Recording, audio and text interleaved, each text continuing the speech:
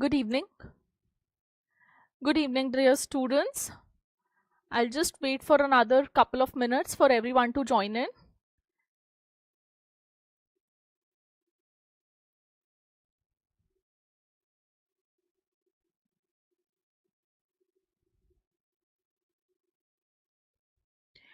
Good evening. We'll wait for another couple of minutes so that everyone can join in. Good evening, students.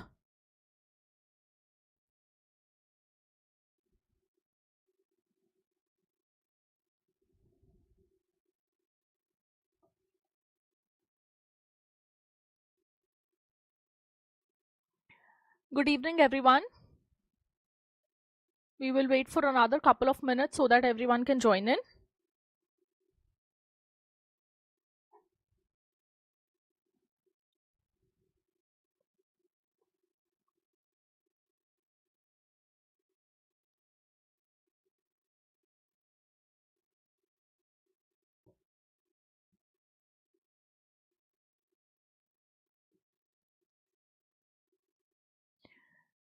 Okay, good evening, students. I hope everyone has joined in.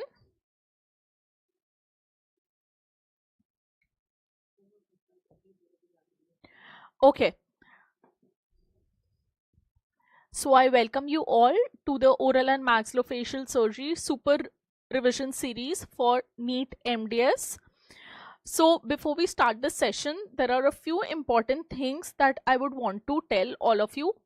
So what are we observing? What are the most important topics that you need to focus on depending on the pattern that is being seen over the past few years?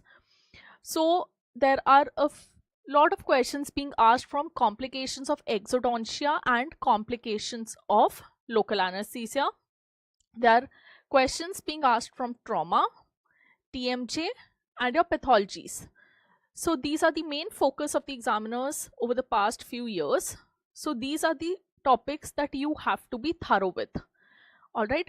Now coming to the pattern of questions, there are 14 questions in total that are asked from oral and maxillofacial surgery. So now as we are seeing that the pattern of the examination is more towards clinical based questions or history based questions. So in today's session, I'll be discussing a few previous year's questions, a few clinical or history based questions, a few image based questions, and few direct questions, and along with that also few INICT pattern type questions. While we discuss these questions, I'll also be telling you how to attempt the question, how to pick the keywords from the question, and then arrive at your answer. All right, so without wasting much time, let's start. We will first look at our first question. I will read out the question to you. So it says, a patient underwent extraction of mandibular third molars, comes back to you after 72 hours with complaints of severe pain at extraction site and foul odor from oral cavity. However, there was no fever or swelling. How would you manage this patient? Okay. Now, this question basically is trying to tell you that the patient may have a dry socket. The patient may have a dry socket. Now, what is dry socket? It is also known as alveolar osteitis. It's also known as alveolar osteitis.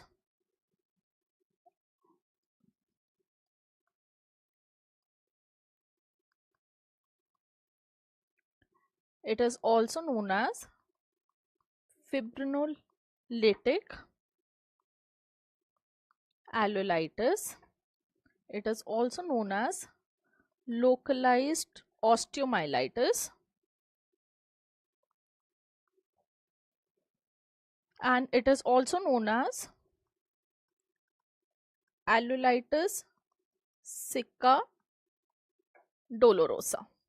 So these are few terms which can be used interchangeably for a dry socket. All right. Now there is something very particular about this. So the onset is 1 to 3 days post extraction, and incidence, it is seen in mandibular third molars. So it is most commonly seen in mandibular third molar extractions. All right. Now, there are certain clinical features. The patient complains of severe pain, or there is severe tenderness when you examine the patient. All right. Also, there is another very peculiar feature is denuded alveolar bone or extraction socket. There is denuded alveolar bone or extraction socket. Okay, and there is, in this denuded alveolar socket, you will see lack of granulation tissue and you will see absence of clot.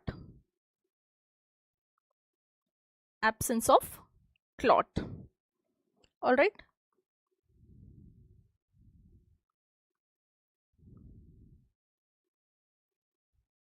The next feature that you will see is halitosis. You will see is halitosis, and sometimes, occasionally, there might be regional lymphadenopathy. On some occasions. Now coming to the etiopathogenesis or hypothesis. Why does this condition occur? Two most important hypotheses or etiopathogenesis. One is Brin's hypothesis and the other is Nidsen's hypothesis. All right. So there are two etiopathogenesis. One is Brin's and the other is Nidsen's. What does Brin's say? There is increased fibrinolysis. What is fibrinolysis? That is breakdown of clot. There is increased local fibrinolysis which causes disintegration of clot. Now, why is this fibrinolysis happening? You don't need to go into the details at your level. And the second hypothesis is Nidsen's. So, Nidsen says there is a species of bacteria known as Treponema denticola, which causes fibrinolysis. Now, how will you remember? Please remember, Nidsen has T in it and Treponema denticola. So, Nidsen is the one related to Treponema denticola and Brin's is just related to increased fibrinolysis. Alright, this is the way to remember it. Okay. Now, risk factors. There are certain risk factors which cause alveolar osteitis or dry socket. So, the risk factors are mandibular third molars. Alright. Systemic diseases such as diabetes mellitus type 2, immunocompromised patients, oral contraceptive pills, patients who are smokers, excessive irrigation or curettage,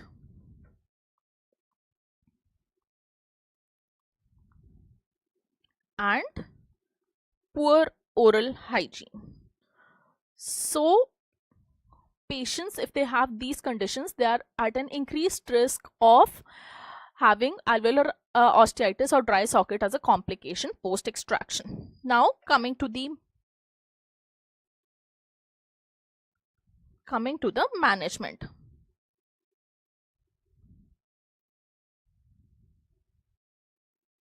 Now management can be divided into two. One is non-pharmacological management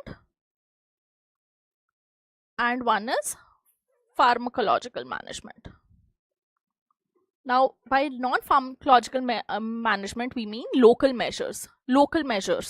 All right. So non-pharmacological management will include irrigation of socket either with saline, chlorhexidine or local anesthetic solution. All right. Now important point here is do not curette the socket. Do not curette the socket. This is very, very important. Do not curette the socket. And placement of obtundant dressing. Now this will include your zinc oxide eugenol,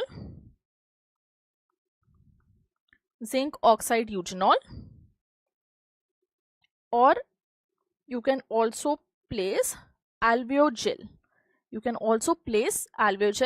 Which is Septodont, which is manufactured by Septodont. So what is the composition of alveogel? It contains 27.5% butamine.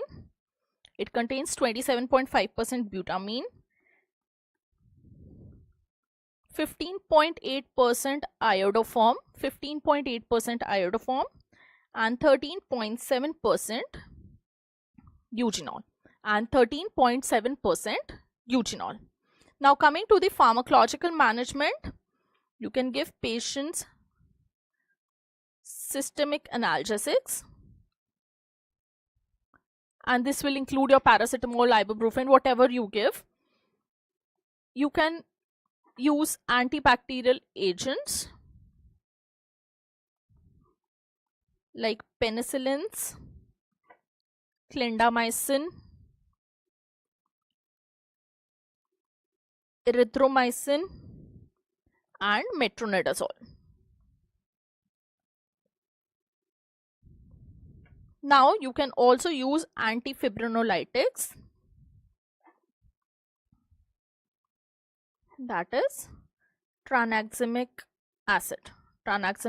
This can be either used topical or systemic.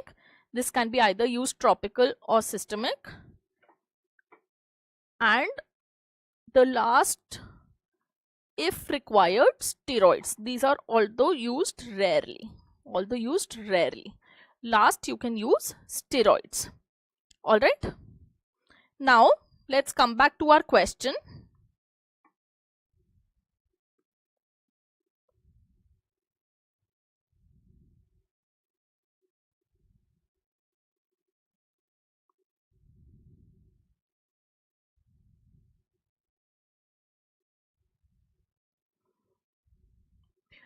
So the question, we'll read the question again.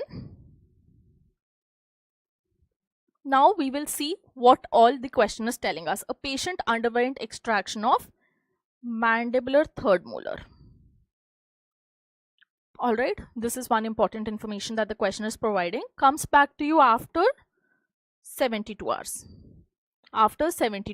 With complaints of severe pain at extraction site and foul odor from oral cavity. However, there was no fever or swelling. How would you manage this patient? So we just now saw that alveolar osteitis presents classically on the third day, usually with mandibular third molars, and there is extreme pain or tenderness at the extraction site, and halitosis is also a clinical feature. So now let's come to the options. The first option says remove sutures if any to allow for adequate exposure of extraction site, followed by thorough curettage and irrigate with chlorhexidine. Now curettage we do not do, so this option is out of question. The second option is irrigation of socket with saline and placement of obtundant dressing. The third option is prescription of oral analgesics and fibrinolytics. We can give oral analgesics, but we do not give fibrinolytics. We give antifibrinolytics, and D says all of the above. So if we go by the clinical features, by the treatment plan and everything of alveolar osteitis, option B is our best answer. That is irrigation of socket with saline and placement of obtundant dressing. Alright, so this will be your answer. Now coming to the next question. So let's see what is this question. A 38-year-old male presented with indurated swelling in the submandibular region with reduced mouth opening. On examination, 3/8 was found to be carious. The operator prepares the patient for extraction by administering local anesthesia. As adequate pain control is not achieved, it necessitates multiple injections, following which the patient starts sweating, gets irritable, and develops tonic-clonic seizures. What is the likely cause? So now, if you are giving patient multiple local anesthesia injections, so what is happening? There is a chance that the patient will go into LA toxicity. Patient will go into LA toxicity. Alright. Now let's see at what levels of LA in the systemic circulation, and at certain levels how does the body react. Alright, let's see how does the body react to administration of LA at different levels. Alright, so please write down. So whatever I'm explaining you, you can either add in your notes, or wherever you're studying, you can make small points. Whatever important points I'm telling you right through this discussion. Various CNS features and LA levels. Various CNS features and LA levels. Alright. So 0.05 microgram to 4.0 microgram per ml.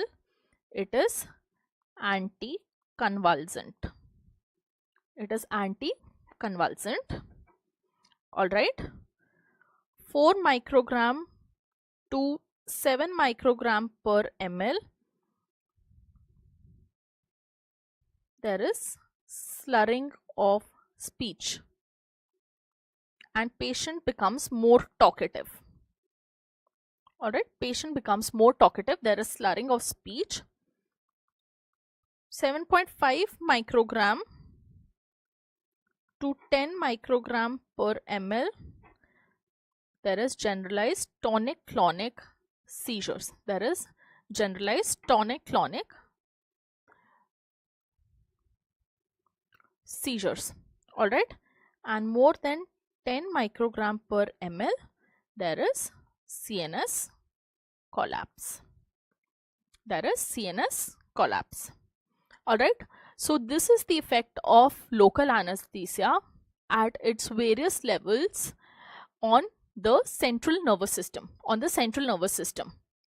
Alright, now let's come back to our question again. And now let's see what is the important information that is being told to us by the question. So 38-year-old male presented with an indurated swelling of submandibular region. Alright, that means it is an acute infective phase. Alright, it's an acute infective phase with reduced mouth opening, and on examination 3/8 was found to be carious. The operator prepares patient for extraction by administering LA, and he administers multiple injections. Patient starts sweating, gets irritable, and develops GTCS, that is generalized tonic-clonic seizures. Alright, so now if we look at the options, A says systemic overdose of LA exceeding 4.5 milligram per ml. B says systemic overdose of LA exceeding 4.5 microgram per ml. C says systemic overdose of LA exceeding 7.5 microgram per ml, and 7 says 7.5 milligram per ml, sorry, and D says systemic overdose of LA exceeding 7.5 microgram per ml. Now, very important thing, while attempting such questions, please pay attention. I'm zooming out to the unit given. To the unit given in your question. Please do not confuse milligram and micrograms. When we are in a hurry, we are trying to attempt our questions faster, we tend to skip such small things. All right. So please pay attention. Please pay attention to the unit that is given in your options. So here the answer would be systemic overdose of LA exceeding 7.5 microgram per ml. So option D is the answer. This is the answer. All right. Now let's come to our next question. It says, a 36-year-old male patient got his OPG done. It revealed a radiolucent cystic lesion in relation to 4-5 and 4-6. He was taken up for surgery. However, during surgery, it was found that there was no associated lining present within the cystic cavity. How would you further manage this patient? Option A says enucleation followed by grafting. B says resection with continuity defect and immediate reconstruction. C says curettage or freshening of bony cavity followed by grafting. D says enucleation, peripheral osteectomy and chemical cauterization. Alright, now let's look at the important points that are being told to us in this question. Alright, so it says a 36-year-old male revealed a radiolucent cystic lesion in relation to 4-5 and 4-6. He was taken up for surgery. However, during surgery, it was found that there is no associated lining. That means there is no cystic lining. Cystic lining is absent. So this is a pseudocyst. This is a pseudocyst. And this can be a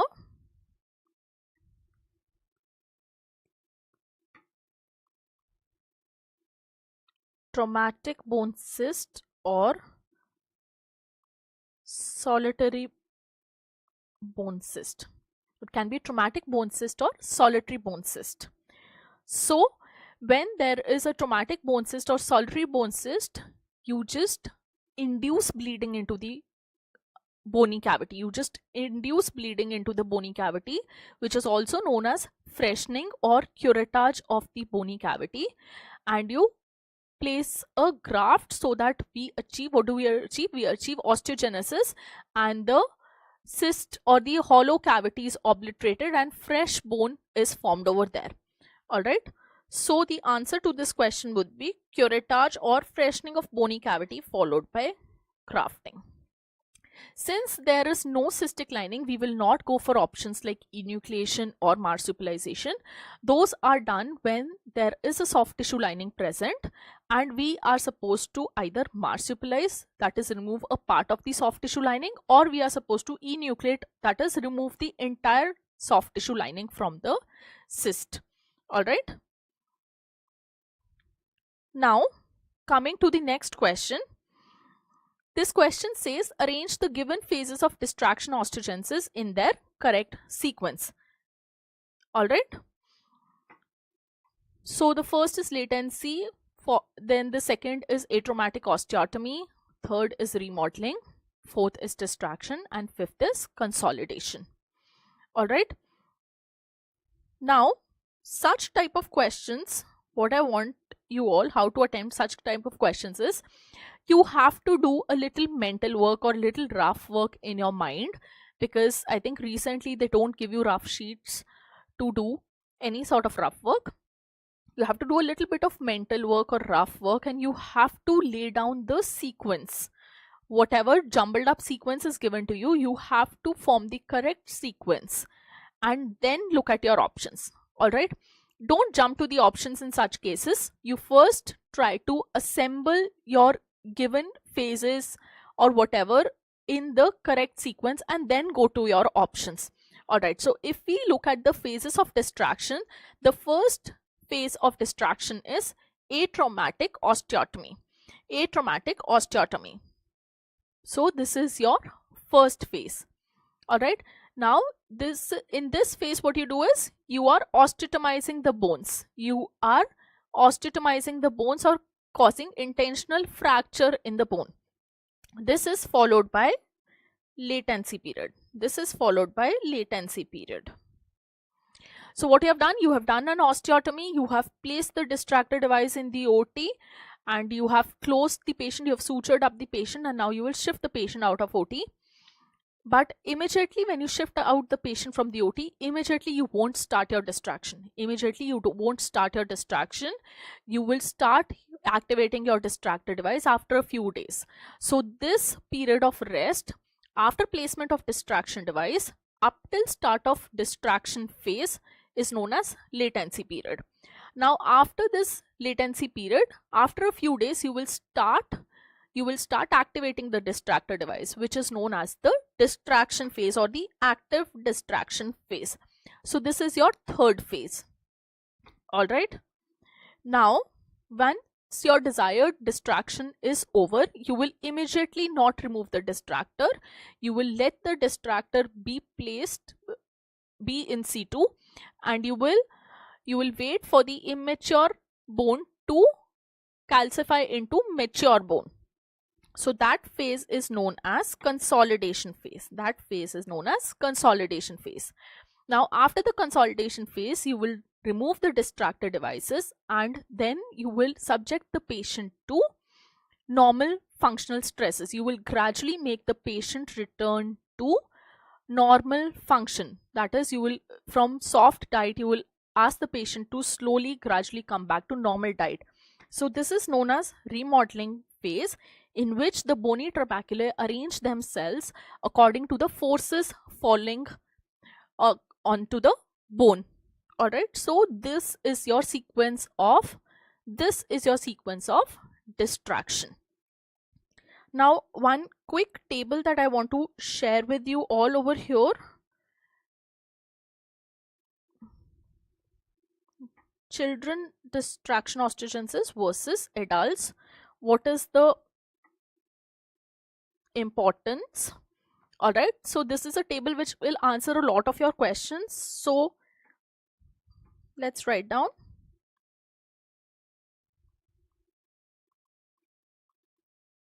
Latency period. So latency period in children is 2 to 4 days. In adults it is 4 to 7 days. In adults it is 4 to 7 days. All right. Now the distraction phase is divided into rate and rhythm. It is divided into rate and rhythm.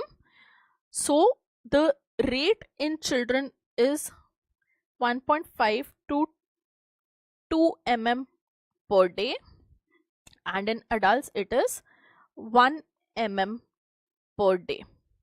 All right. And rhythm is not related to age.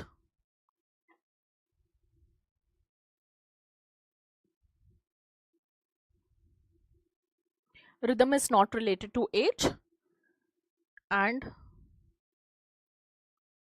consolidation period in children is 4 to 8 weeks, and in adults it is 8 to 12 weeks, and in adults it is 8 to 12 weeks. All right. Now let's see which of our options best match the given answer. So here we saw that the atraumatic osteotomy is the first phase. All right. So option number 2 will come first, which is followed by latency, that is option number 1, which is followed by distraction, that is your number 4, which is followed by consolidation, that is your number 5, and finally remodeling, that is number 3. So our option B matches our sequence, and this is the answer. Our option B matches the sequence, and this is our answer. All right. Now coming on to the next question. Next question is an image-based question. All right. So we will see.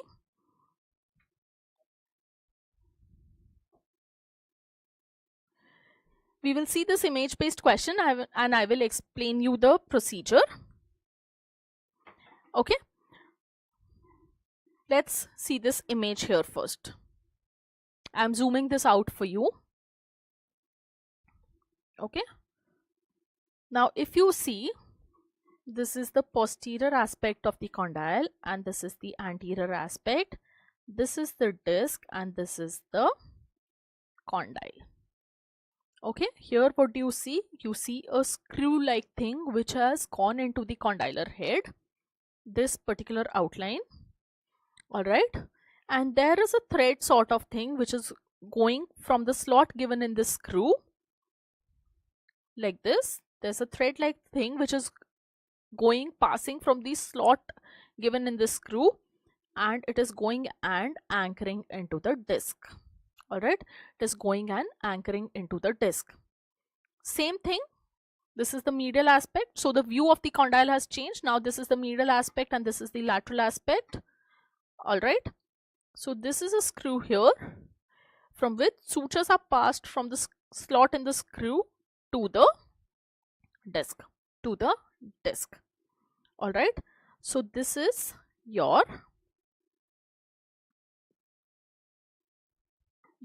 nothing but your Mitek anchorage procedure.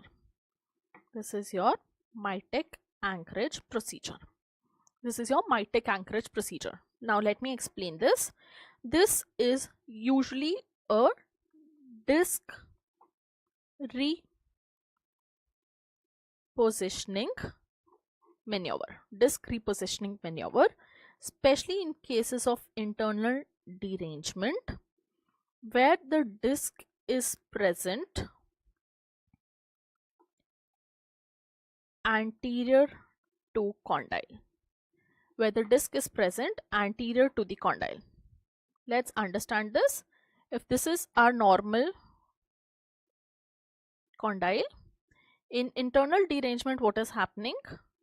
The disc is present anterior to the condyle. So what we are doing in Mitek anchorage, we are putting a screw here. We are tying a suture, passing a suture through the screw and passing the suture through the disc. So what will happen? The disc will get repositioned into its normal anatomic relation with the condyle. And it won't be anteriorly displaced. So the internal derangement will be corrected. All right. So this is a disc repositioning procedure for internal derangement of the TMJ. All right. So the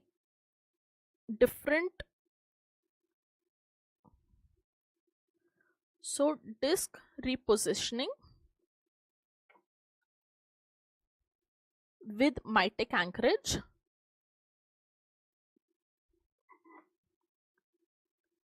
repositions the disc into its normal anatomic position. This is what the Mitek anchorage procedure is doing. All right.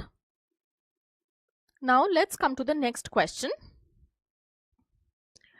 A 28-year-old road traffic accident patient was brought to the hospital with severe midface injuries and bleeding. Patient had an impacted maxilla. The operator stands behind the patient and uses the given instruments to disimpact the maxilla. Identify the instrument. Now you can see there are two instruments. All right, and this instrument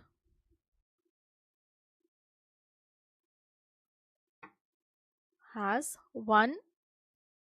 a little straighter end or a smoother curve, and one is this sharp curve. All right, one is this sharp curve. All right, This is the smoother curve and this is a sharper curve. All right. Now what is this? This is Rose disimpaction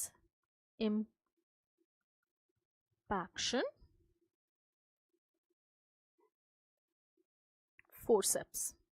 This is Rose disimpaction forceps. All right. Now let's understand how this is used. I'll give you few points also, but let's, with the help of a few pictures, let's understand how is this instrument used. Now, you, in the question above, you could see you have been given two images of two Rose disimpaction forceps. So why two? Because this is a paired instruments and both the forceps, right and left side, it's a paired instrument, right and left side, and both the right and left side are used together simultaneously to disimpact the maxilla. Now let's see here. I have zoomed out this image. This is Rose disimpaction forceps being used, and if you can clearly see, the operator is standing behind the patient. The operator is standing at the head of the patient, behind the patient, and there are two disimpaction forceps. If you can see, one is this and the other one is this. There are two disimpaction forceps which are used. Now this image here shows you the placement. This image here shows you the placement. So the smoother curve or the straighter end, the smoother curve or straighter end goes into the nostrils. All right. And the sharper curvature goes into the oral cavity. It goes into the oral cavity. Now, why the sharper curvature goes into the oral cavity? This space here is given for your central incisor teeth. All right. That is why the sharper end goes into the oral cavity, because your central incisor need space. The teeth should not be traumatized by the use of this forceps. That is why there is a sharper curvature to accommodate the anterior teeth. All right. This is another picture here which is showing the intraoral placement, how it looks.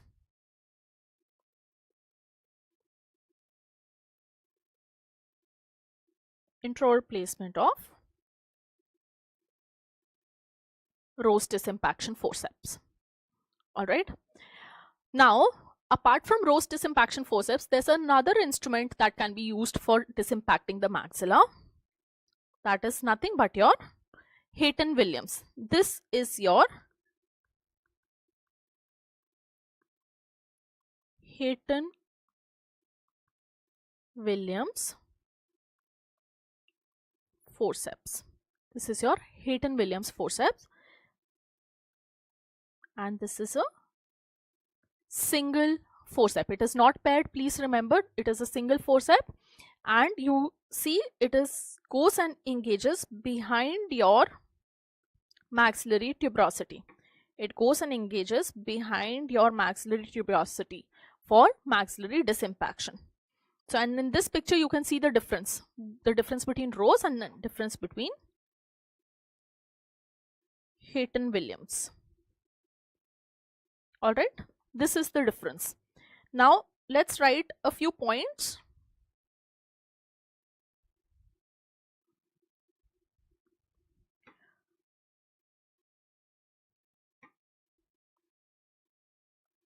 We'll quickly write a few important points.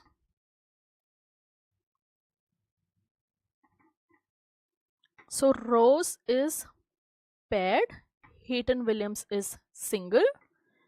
All right. Operator stands behind the patient and not necessary for operator to stand behind the patient. Not necessary for operator to stand behind the patient.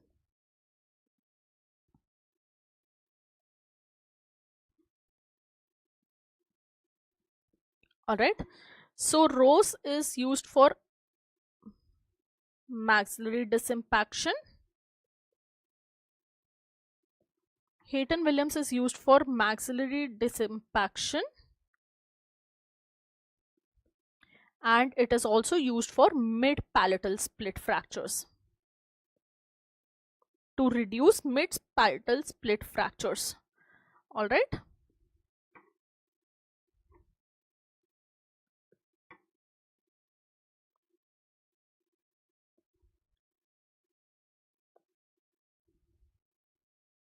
It is used for mid-palatal split fractures.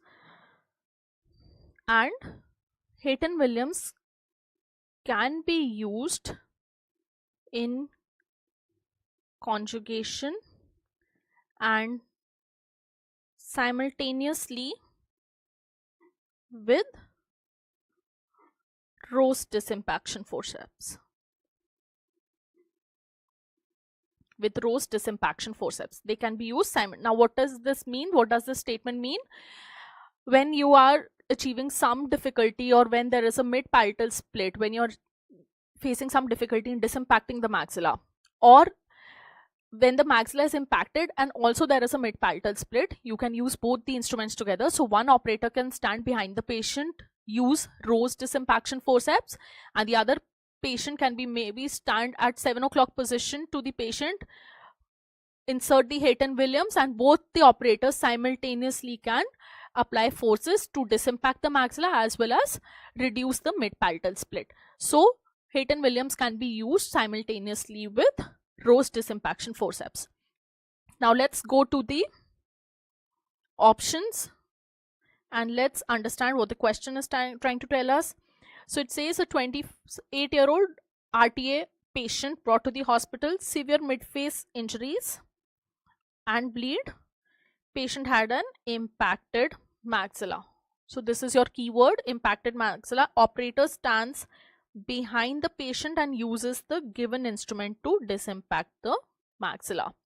So the given instrument is nothing but your Rose disimpaction forceps. Rose disimpaction forceps. And we all know that the smoother curvature or the straighter curvature goes into the nostril and the sharper curvature goes into the oral cavity. So we look for that in our options. So this is Rose disimpaction forceps. Smoother curvature goes into the nasal cavity and sharper curve goes into the mouth. This is your answer. All right. Now we will come on to the next question. Now, question 7 says diplopia and orbital floor fracture is caused due to entrapment of which of the following muscle? Inferior oblique, superior oblique, inferior rectus, or none of the above. So this is a direct question. We all know that diplopia and orbital floor fracture is caused due to inferior rectus muscle. It is caused due to inferior rectus muscle. All right. It is caused due to inferior rectus muscle. Now, what is diplopia? It is nothing but double vision. It is nothing but double vision. And what are causes of diplopia? The most common cause. The most common cause is edema or hemorrhage around extraocular muscles. Edema or hemorrhage around extraocular muscles. And the second most common cause is entrapment of extraocular muscles. And what is the most commonly entrapped muscle? That is inferior rectus. In case inferior rectus is not given in your options, then the next best option to mark is inferior oblique. Inferior oblique. In case if inferior rectus is not given in your options, you can mark inferior oblique.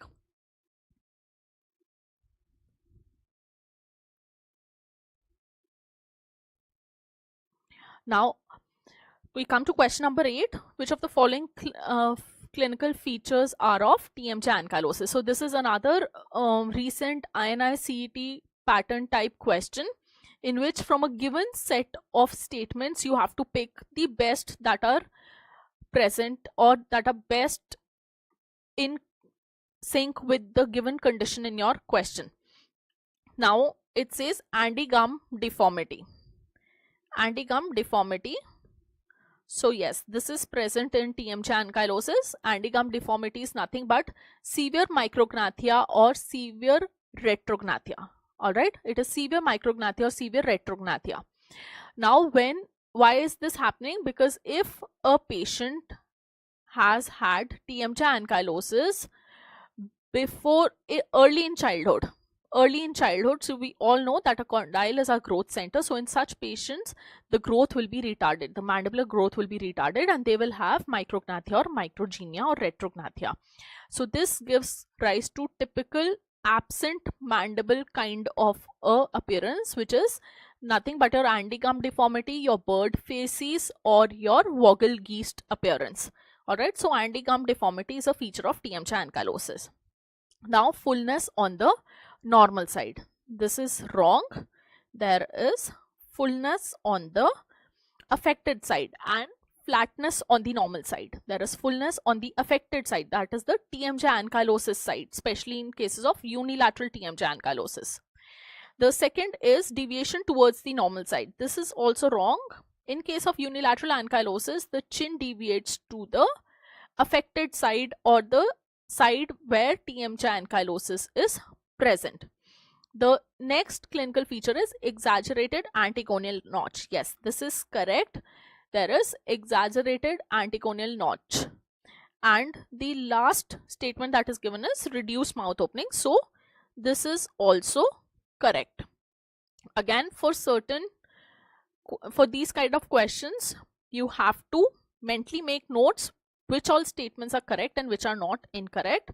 So your correct statements here are 1, 4 and 5. So option B mentions 1, 4 and 5. That is our answer. That is our answer. Alright. Now we move on to the next question. We will move on to the next question. Now question 9 says identify the fracture. This is an image based question. It says identify the fracture. Now I want to give you a small tip for attempting image based questions. The tip is to read the question. It can be a clinical history based question along with an image, or it can be just an image. First you read the question, then see the image, but please don't look at the options. Don't look at the options. Look at your image, try to decipher from the image what points are being told to you or what information is being provided via the medium of the image present on your screen. Like in this, if we see, I will zoom out this picture for you. It's an OPG and it shows a mandibular angle fracture. It shows a mandibular angle fracture. So this is the first thing that you decipher from this image, because otherwise in the question there is no information being given out here.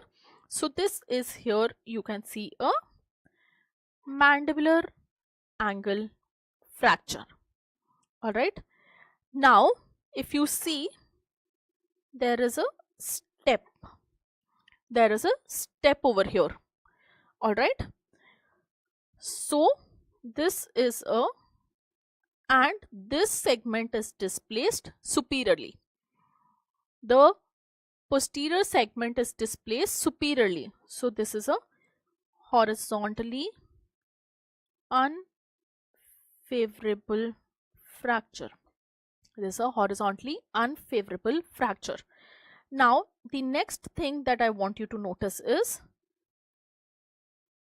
this is the inferior alveolar nerve canal here, and this is the nerve canal here. So the nerve canal position is also altered. That means the fracture is involving the inferior alveolar nerve canal. So it is a fracture is involving a vital structure. Fracture involving vital structure. What is your vital structure here? Your inferior alveolar nerve canal. Your inferior alveolar nerve canal. This is your. Now if you see here carefully, this fracture line is communicating with the pedial space of mandibular second molar. This is communicating with pedial space of second molar. So what this becomes? This becomes a compound fracture. This becomes a compound fracture because it is communicating with intraoral environment. So by looking at this picture, this all information you can gather. So when you look at the picture, you have to gather maximum information from the picture, but without looking at the options first. Now when you think that you have gathered all the possible information that is being provided in the picture, now you can go see your options. Because what happens, otherwise you will misjudge. In case if you read the question, see the picture without giving 1 or 2 minutes, without spending a few seconds on the picture, you directly go to the options. You may not be able to correlate, and in a hurry you may mark the wrong answer, or you may leave out other points which are present in the image. So now let's come back to our question. So it is a horizontally favorable fracture? No. It is a horizontally unfavorable fracture? Yes. It is a complex fracture? Yes, because it involves a vital structure, that is inferior alveolar nerve. Is it a simple fracture? No. So statement 2 and statement 3 are correct. Statement 2 and statement 3 are correct. So option B is our answer. Option B is our answer. Alright. So this is how you are supposed to attempt your image based questions. Alright. Now coming to the next question, phentolamine mesylate, brand name Oraverse, serves which purpose? So the options are: reverses soft tissue anesthesia, prolongs the duration of pulpal anesthesia, prevents unwanted anesthesia of adjacent tissues, increases the depth of pulpal soft tissue anesthesia. So this is again a direct question. The answer here is it reverses soft tissue anesthesia. This is the answer. So why was this particular agent developed, especially for children? Because what happens? Children, due to prolonged residual soft tissue anesthesia, they self-injure themselves by either biting the lip. So children, especially children, are prone to self-inflicted injuries as a result of residual soft tissue anesthesia. So this agent was developed so that it reverses soft tissue anesthesia, and chances of self-inflicted injury or harm in children is reduced. Alright, so this is the use of this agent. Now let's come to our next question, that is, during or after extraction of an impacted lower third molar, for a young patient, the patient develops a rapid large swelling on the same side, which is soft, severely tender, and crackles on palpation. The diagnosis would be. Now, before we answer this, I want you to understand a concept of surgical emphysema. Surgical emphysema. Alright, now, so what is happening in surgical emphysema? In very simple terms, air is pushed into tissue spaces. Air is pushed into tissue spaces. Now, how is air pushed into tissue spaces? By the use of air-driven instruments for bone or tooth sectioning. By the use of air-driven instruments for bone or tooth sectioning. And what is this air-driven instrument? It is nothing but your air rotor. Because air rotor has a very high RPM. Alright, air rotor has very high revolutions per minute. So what happens is, there is rotation of air at a very high speed. So what happens? This air tries to escape into the tissue spaces or tissue planes. Alright, so that is what is surgical emphysema. Air is pushed into the tissue spaces. Alright, now how does it develop? It develops as a rapid onset swelling. Rapid onset swelling which crackles on palpation. So what are you supposed to, how can you prevent this? You're not supposed to use an air rotor for your surgical extractions or impactions. Alright, you're not supposed to use an air rotor. Now how do you manage this? You reassure the patient. There is spontaneous absorption in 1 to 2 weeks. There's spontaneous absorption in 1 to 2 weeks, and you observe the patient, and infection control if the need arises. Infection control if the need arises. If the need arises, you keep the patient under observation. You ask the patient to come for frequent visits, and if you see that there is a chance or you might want to give infection control, then you can start the patient on antibacterial or antibiotics. Alright, so again, let's see this question here.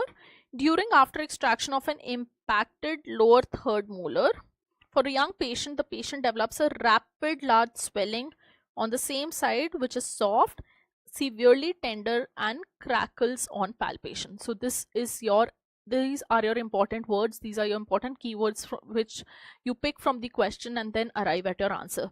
So Ludwig's angina, no, that's not the correct answer. It's not even hematoma. Yes, it is surgical emphysema, and there is surgical edema will not crackle on palpation. It won't be rapid onset large swelling.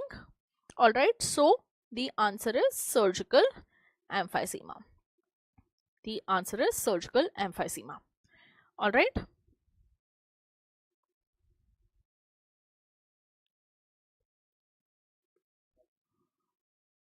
Now, an important question, and also we need to understand a small concept along with this question.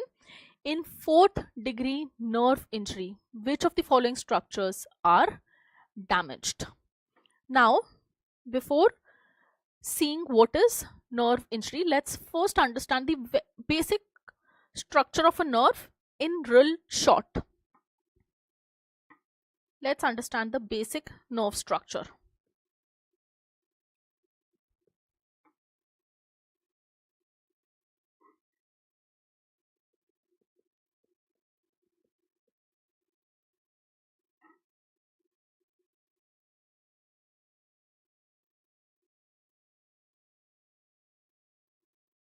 Okay, so this is, let's number these structures. Okay, so the first structure is your nerve. This is your endoneurium fluid. This is your endoneurium. This is your perineurium.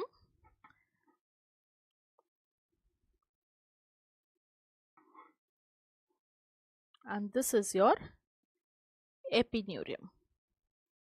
Alright, these are your structures. Okay, these are your structures. The first is your nerve, the second is your endoneurium, the second is your endoneurium fluid, sorry. Third is your endoneurium, the fourth is your perineurium, and the fifth is your epineurium. So this is how from inside to outside, if you transect the nerve and the nerve cross section, this is how your structures are arranged from inside to outside. Alright, now why this is important? Because different structures are injured in different grades of nerve injury. Alright, now there are two classifications. For nerve injury. One was given by Seddon and one was given by Sunderland.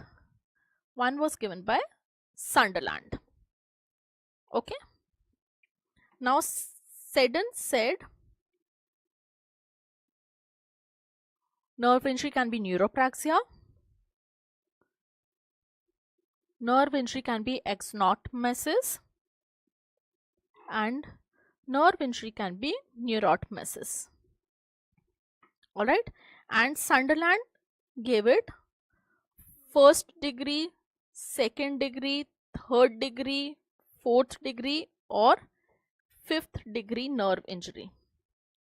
Sunderland said they can be first degree, second degree, third degree, fourth degree, or first grade, second grade, third grade, fourth grade.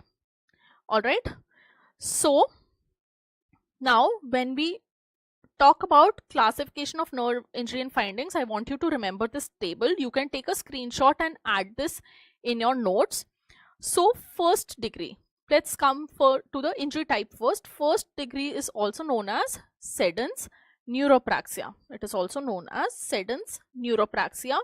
Second degree is known as Seddon's axonotmesis. Third degree is also known as axonotmesis, and the fourth degree is also known as axonotmesis, and fifth degree is known as neurotmesis. Now what is happening in first degree nerve injury? What is happening in first degree nerve injury is there is just transient ischemia. There is transient ischemia due to which there is conduction block. The recovery pattern is complete and the recovery rate is fast, that is from hours to weeks, and there is no treatment indicated. Now coming to second degree nerve injury or Seddon's axonotmesis. Second degree nerve injury or Seddon's axonotmesis, that there is axon and myelin interruption. So you don't need to go into the response much over here. The recovery pattern is complete. The recovery is slow, that means it takes a few weeks, and there is no treatment indicated. Now the next is third degree, Sunderland's third degree, also known as axonotmesis.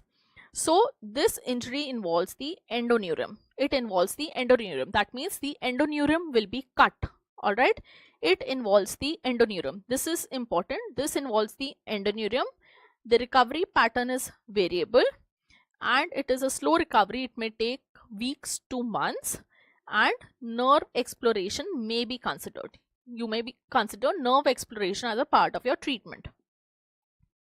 Now the next is fourth degree nerve injury. Fourth degree, Sunderland's fourth degree or axonotmesis according to Seddon. So this involves the endoneurium and perineurium. So your endoneurium and perineurium is cut. You can go back to the line diagram that I have shown you and you can understand better. So that in this, what is happening in fourth degree, the endoneurium and perineurium are injured or they're damaged or they're cut. So recovery pattern is none.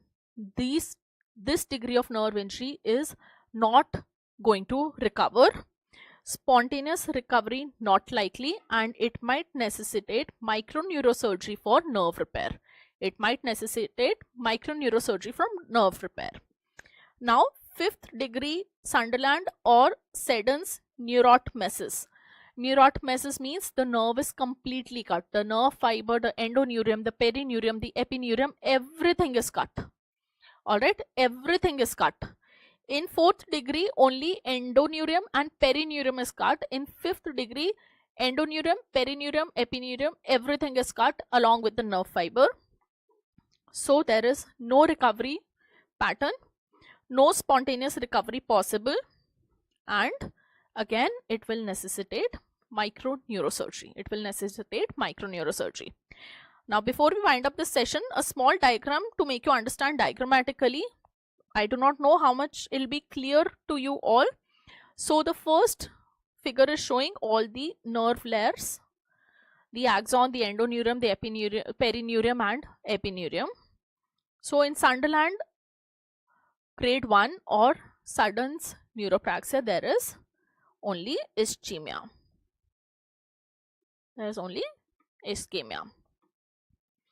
In Sunderland's 2 or axonotmesis, there is demyelination. All right. In Sunderland grade 3, or again according to Seddon exnotemesis, there is injury only to endoneurium. That is the innermost layer.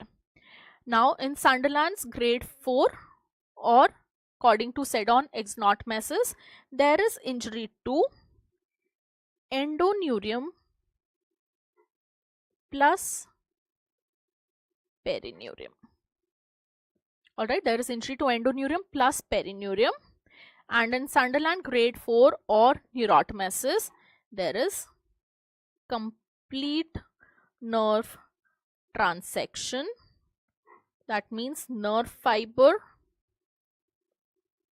plus endoneurium plus perineurium plus epineurium. Alright. Complete nerve transection, that is nerve fiber, endo, perio and epineurium. All the nerve structures are damaged. Now let's go back to our question. It says in 4th degree nerve injury, which of the following structures are damaged? So in 4th degree nerve injury, endoneurium is damaged. Yes, it is damaged. Endoneurium is damaged. Perineurium is damaged. Yes, it is damaged. Epineurium is damaged? No. Is there complete nerve transection? No. So 1 and 2 are correct. 1 and 2 are correct. So B is your answer. B is your answer. Alright. So with that, I wind up this session, and I hope you all will practice your MCQs based on the tips that I have provided you in today's session, and I hope you found it useful. So thank you so much and happy studying.